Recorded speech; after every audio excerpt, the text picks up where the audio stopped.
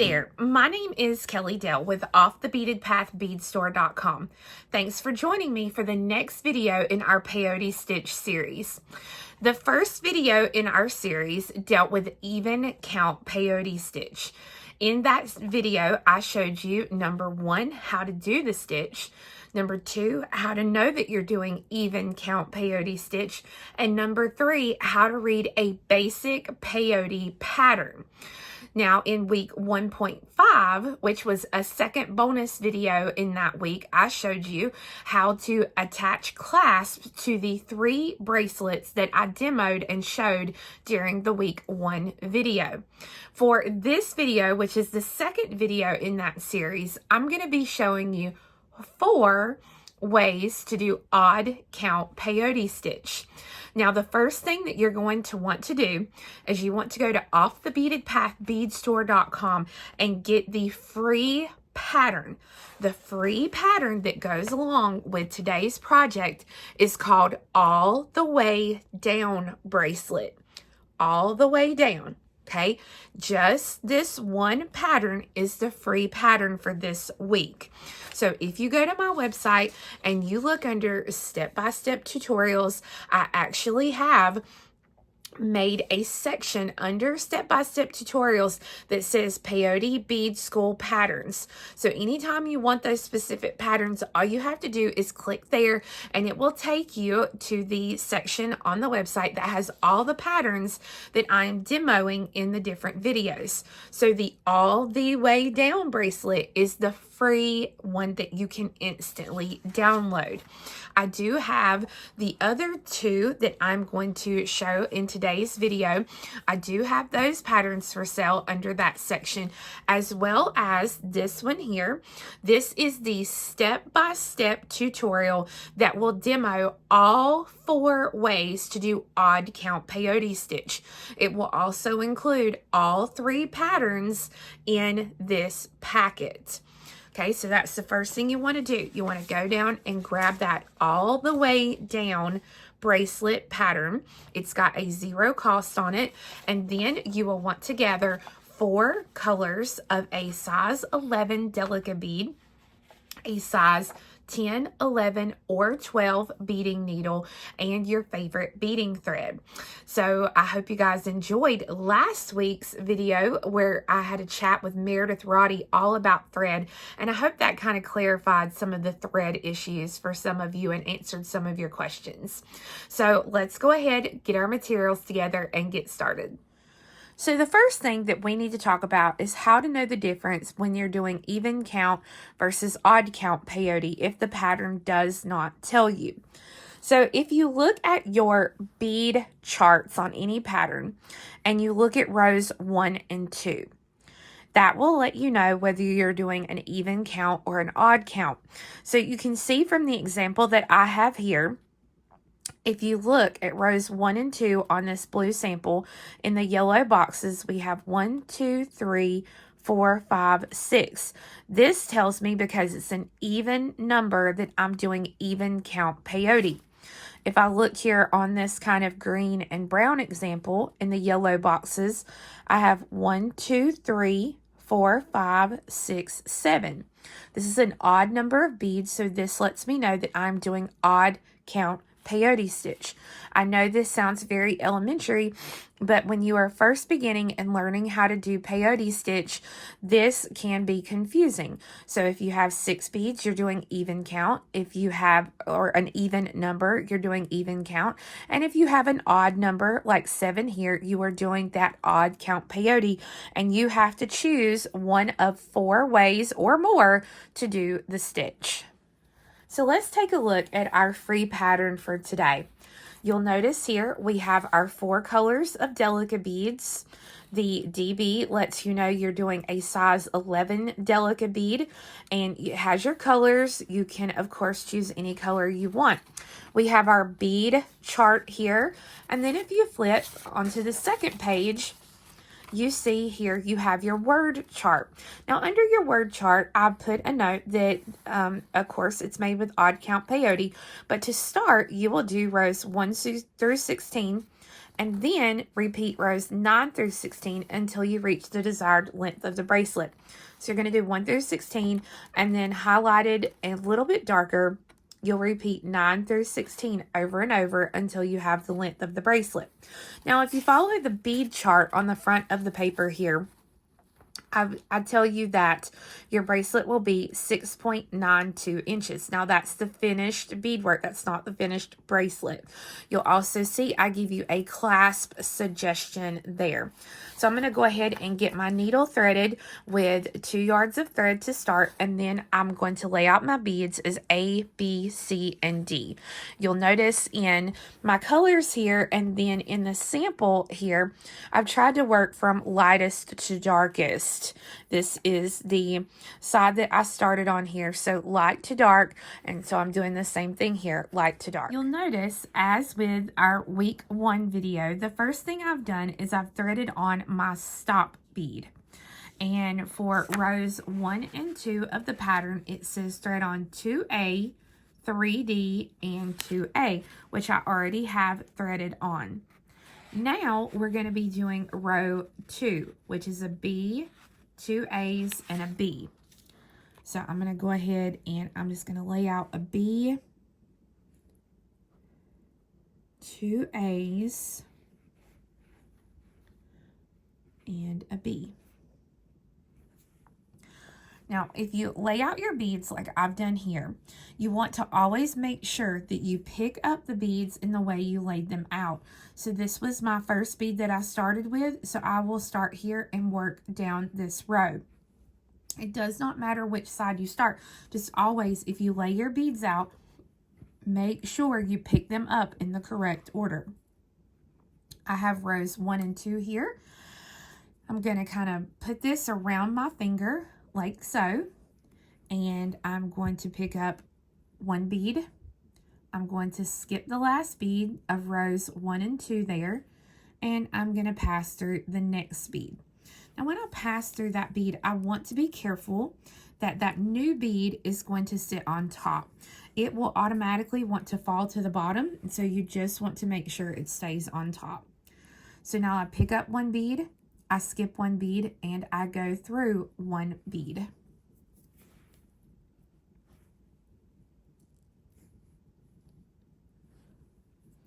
I pick up 1 bead, I skip 1 bead, and I go through 1 bead. Now you'll notice, unlike my even count peyote stitch, I have a bead left. I have no other bead that I can skip and go through. So to do the figure 8 method, what you want to do is once you finish the row, you are going to pass through the last bead of the row, which is going to be this bead here. I'm going to thread on the last bead for the current row, and at a diagonal, I'm going to skip the bead that I'm coming out of, and I'm going to go through 2 beads just like this at a diagonal. And I'm going to pull these through. Okay, now what I want to do is I'm going to take the needle. The thread is currently coming out of this bead, and I'm going to take and I'm going to now pass through 3 beads going back towards the base just like this. Put my fingers there and pull. And then I'm going to go through the new bead of this next row. So now row 4 says it's a B, A, and a B. So I'm going to thread on a B and go through the beads sticking up. An A, go through the beads sticking up, and a B. Okay, so this is rows 1 through 4 right now. And I know that because I can go 1, 2, 3, 4 and have 4 rows, or I can go 1, 2, 3, 4 and have 4 rows. So row 5 is a C, 2 B's, and a C. So a C, and I'm going to work back towards the tail, so I'm going through the first bead sticking up. 2 B's, so 1 and 2. Each time I'm just going through the next bead that's sticking up. And then the last bead of row 5 is a C. So again, I don't have a bead that I can skip and go through, so this lets me know I have to do my odd count turn. So again, if I'm going to do the figure 8, I'm going to go through the last bead on my row. And there are several ways to do this figure 8. This is just, to me, the easiest way to teach you. So you may do it a little different, but again, this is just an easy way. So now I pick up the new bead, and I'm going to go through 2 beads at a diagonal, just like this.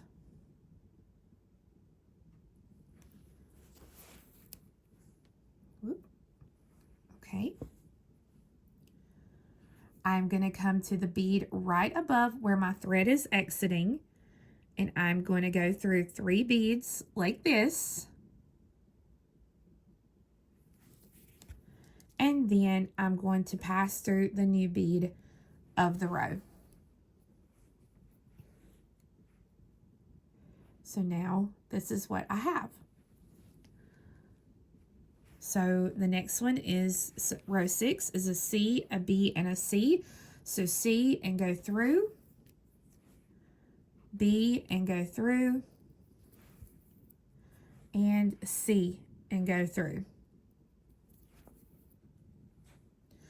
Now row 7 is a D. So I'll pick up a D and I'm going to work back this way. So a D, 2 C's, so 1 and 2. And then the last bead on the row is a D. Now again, I don't have a bead here that I can skip and go through, so this lets me know odd count turn. So I'm going to go through the last bead. I'm going to pick up my new bead, and I'm going to go through 2 beads at a diagonal. So I'm going to go through 1 and 2. Then I'm going to take my needle, I'm going to work back towards the beginning, and I'm going to go through 3 beads like this. And then through the new bead, and then I would be ready to do row 8. And again, I know it's my row 8 because I can go 1, 2, 3, 4, 5, 6, 7, and that lets me know I'm ready to do row 8. Or I go 1, 2, 3, 4, 5, 6, 7. So when I count back that way, that will be row 8. Now there's a couple of things that you need to see when you do this way of doing odd count peyote. The first thing is you will notice here how the thread is not very bulky on this side, but that it looks bulky here. And that is because you're having to do the thread passes. Now I'm using a 1G thread, which is a little bit of a softer, thinner thread. So if you're using something thicker, it's going to be even more noticeable here on this side. And then you may actually, again, if you're using a super thick thread, you may see a line here between this row where you are doing that turnaround. So that's what you want to kind of take into consideration. But this is the figure 8 approach to doing odd count peyote. The next way I'm going to teach you is called the traveling thread method. Now, when we do this method, we do not put on our stop bead. We leave our stop bead off and we don't have anything here. So I have my beads threaded on for rows 1 and 2. And when I drop these beads down, what I want to make sure I do is that I leave enough tail thread that I can go up the entire length of my bracelet. So to do the bracelet today, I would probably leave about 16 inches, 12 to 16 inches of thread. We want to have plenty in case anything were to happen. So again, 12 to 16 inches of thread is what I would leave as my tail thread. Now I'm just going to hold these beads into place without the stop bead, and I'm going to work my row as normal. So row 3 is a B,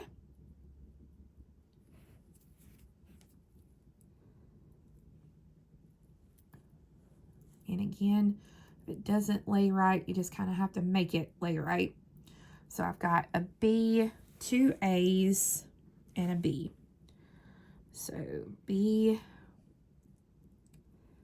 A, A. Okay, so I'm here. I have my 1 bead left over there. So in the traveling tail method, what we do is this tail thread will travel up the whole length of our bracelet. So I will kind of grab a hold of the beadwork and tighten up that tail thread on my finger.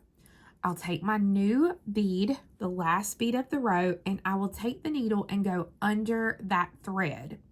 Now, when I pull this through, I do not want this bead to go under that thread. This bead needs to stay on this side. So I pull it through, and then I come right back through the same bead again. So when I do that, what happens now is the thread wraps around. You can see how it does there. This working thread wraps around that tail thread and it moves it up. If I give it a little tug, it moves it up, and it's going to continue to work up the row with us. So I'll work row 4, which is a BAB. So, oh, I picked up the wrong bead right there, but I'm going to keep going. B, A. If I was doing this like legit, I would take that off, but I am just doing this as a sample, so we're gonna leave that little happy tree. So that was row 4. So now row 5 is C, B, B, C. So C, B, B, come on. And then you see there, I don't have enough room to add my next bead. So what I do is I pick that bead up. I hold that tail thread tight against my finger. I take the needle and go under that tail thread. But again, I want this bead to stay on this side of the beadwork. So I pull through, and then I go through the bead that I just added. So again, if I leave that loose, you can see how that thread wraps around the tail thread, and then give it a little tug, and now you see how my tail thread has moved all the way from coming out of this bead to now coming out of this bead up here. So the next row is C, B, C. So C, B, C. Okay. Then row 7 is D, C,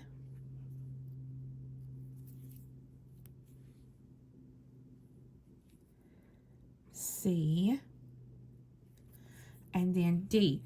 So one last time here, I put my finger or the tail thread around my finger a little bit tight. I take the needle and I go under that tail thread there, making sure the bead stays on this right side. And then I go through that same bead one more time to pull it through. So let's take a look at this stitch itself. So you can see here, both sides of my piece look the same as far as how much thread you see on the sides. You don't see really an excess of thread on one side or the other. So that is the good thing about this traveling tail method. So now we're going to take a look at our next method, which is going to be the hooking thread method. So for the hooking tail thread method, I've gone ahead and I had threaded on a stop bead. You don't have to if you're comfortable with it. You definitely don't have to. But I have left this here. And I've already got rows 1 and 2 threaded on, and I started with row 3. So what I have to do now is I'm going to pick up the last bead for my row for row 3, which was a B. And I'm going to let this bead drop all the way down. And the first thing that you do in this hooking tail thread method is you are going to take your tail thread and your working thread, and you are going to tie these 2 threads together once you have that last bead of the row added. Now, once you have those beads tied into place, you can slide that stop bead off and get rid of the stop bead. With it tied into place, I'm now going to go through the first bead of this new row. You can see there what that looks like. So now I'm going to do a BAB. So B, A,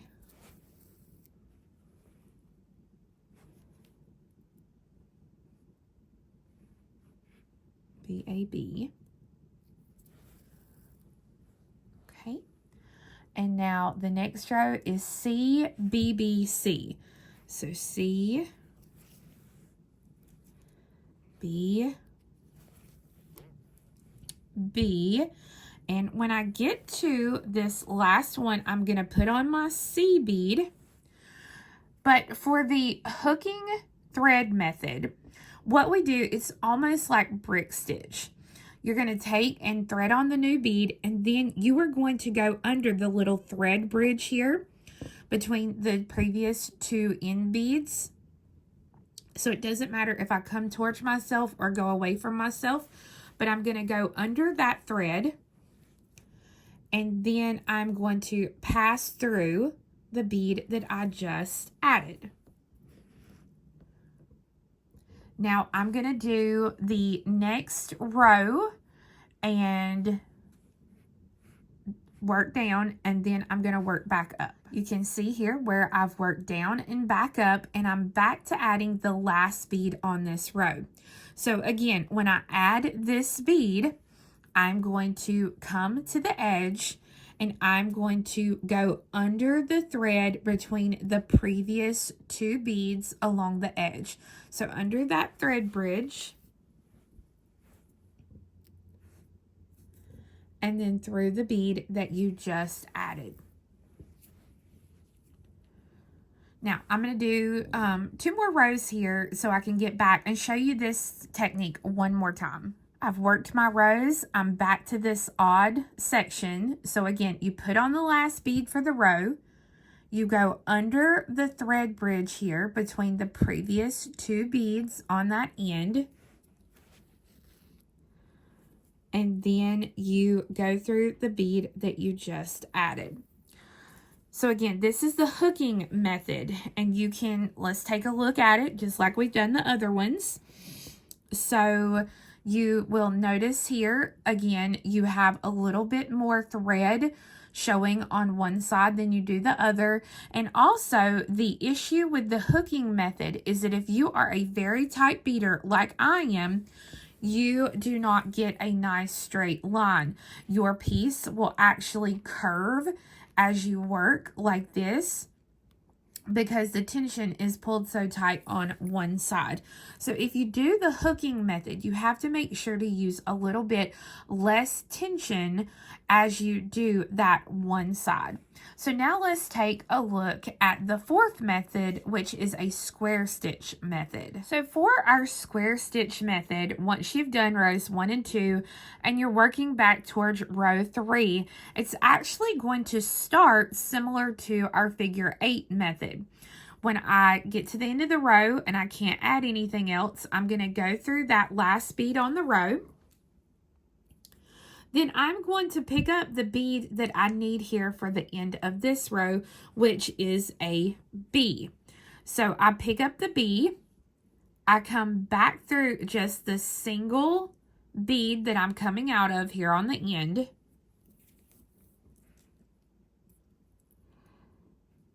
and then I pass through the bead that I just added so that it looks like this. Now I'm going to work my row back and forth real quick. So you can see here, I've worked my rows. I'm back to the end. So I will go through the last bead on my row that I can't really do anything with yet. So I'm going to maneuver through and get through that bead. I'll pick up my last bead for the current row. And I'm going to come right back through that same single bead to make a circle. And then through the bead that I just added.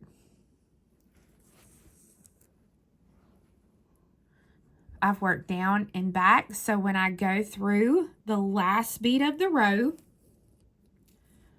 I will pick up the bead that I need to finish out the current row. I will pass back through that same bead again to make a circle.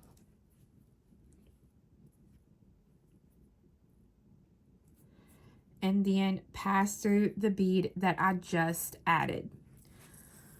So we'll take a look at this stitch. So the good thing about this stitch is the thread is a little even as far as how much you see on each side. If you look at it from the side, this side does look a little bit bulkier, and you can see your square stitch row almost makes it uneven a little bit. You can notice here where it almost looks like this row is side by side and they shouldn't be. So it could affect the way that your piece looks a little bit. Also, if you're using a thicker thread, you might notice here thread between these beads, and that may become an issue. So now you can see all 4 ways of doing odd count peyote stitch put together. And you will notice that as far as design, there is no difference in the way the design looks. Immediately, the thing that kind of sticks out to me are 2 things. Number 1 is the hook under method. Again, I see a lot more thread on this side for the hook under method. And then that square stitch method may get your pattern off just a little bit. But the figure 8 method and the traveling thread method, to me, are going to be the ways that you're going to get the best look to your piece. But honestly, me personally, my opinion, I like this traveling thread method the best. But you have to try all 4 of them and figure out which way works best for you when doing odd count peyote stitch. One more thing that I did want to show you in this video is no matter if you need to add thread during any of the projects, or if you are doing the traveling tail method and you accidentally left your long tail thread too short to finish out the end, I wanted to show you how you can take care of that. So I'm going to leave my threads exactly where they are, and I'm going to take a new needle with some new thread, and I'm going to take it, and if this is where the new thread needs to be coming out right here, I'm going to take this new thread and I'm going to take the needle and I'm going to come through the beadwork the opposite direction, because I'm only going to pull this through just a little bit and wrap my fingers there to kind of hold that thread, and then I'm going to lock this new thread into place. And again, this is going to be if I run out of, my traveling tail thread, or I just run out of thread in general and need to add new thread. Both are going to be done this way. So you can see how I'm just working up and down through the beadwork, going through the beads at a diagonal and side by side so that no threads are seen on the outside of the bead. Now, if I want to know if that's secure, I can tug the new thread, and as long as this thread does not move, it is good to go. So I'm going to go ahead and snip the short tail of the new thread that I had here. I'm going to go ahead and get rid of that. And then I'm going to take the short tail that I was using here. Right here it is, and I'm going to go ahead and thread the needle with that. And then I'm going to do the same thing. I'm going to lock this thread in place, and I'm going to get rid of this thread so that when I start again, I have a nice long new thread that I can use without having to worry about anything. And just lock it in place. And boom. So that now I can continue working with my new long thread and my working thread. So guys, I hope you enjoyed learning these 4 ways to do odd count peyote stitch. Please understand that there may be other ways, but these are just the 4 main ways that people kind of run to and go to when they do this project. If you'll come back on Wednesday of this week for the bonus video, I'm going to be showing you how to attach clasps to 3 different widths of odd count peyote bracelets to give you some more ideas of ways that you can finish off your bracelets. So these are my 3 patterns for this week. Again, this one here is the free one that we did in today's video, and the other 2 are included either individually or with the full set of instructions for week 2, and all of that can be found on my website at offthebeadedpathbeadstore.com. Thanks so much, and we'll see you again on Wednesdays for the bonus video for week 2.